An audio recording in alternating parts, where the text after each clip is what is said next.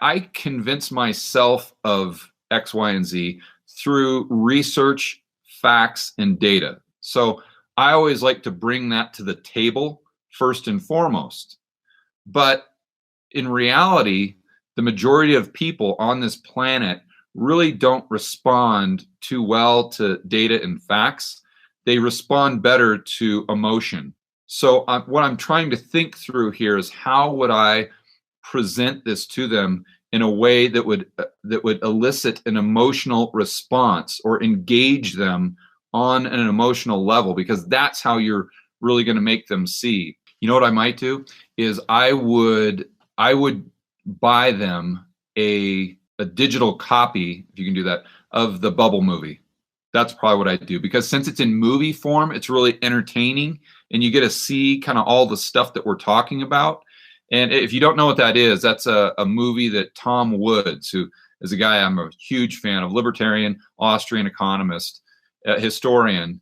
He's got the Tom Woods Show, fantastic podcast. He did a movie with a guy, and I can't remember the gentleman's name, but it's about the financial crisis and how that came to pass and how it was really, you look at the politicians and it goes into what Barney Frank was saying and Chris Dodd and all those knuckleheads and how they were really the catalyst. And then Wall Street just took the baton and 10x'd it, 1000x'd it.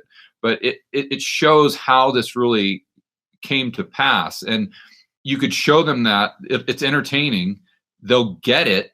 And then you can just say, okay, well, that's where we were then. This is where we are now, meaning the amount of debt in the system. I would say, okay, then mortgages were at, let's say, 15 trillion. Now they're at 16 trillion. I'd say back then corporate debt was X. Now it's X plus Y. Consumer debt back then was X. Now consumer debt is X plus Y. So you can first and foremost engage them by showing them that movie that they're going to love, because it's a really entertaining movie. And it's got guys like Rogers and Schiff and Jim Grant and all those guys that are really fun to watch.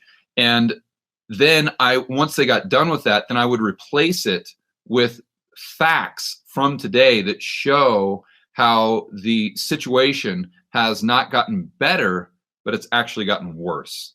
I think that's what I do.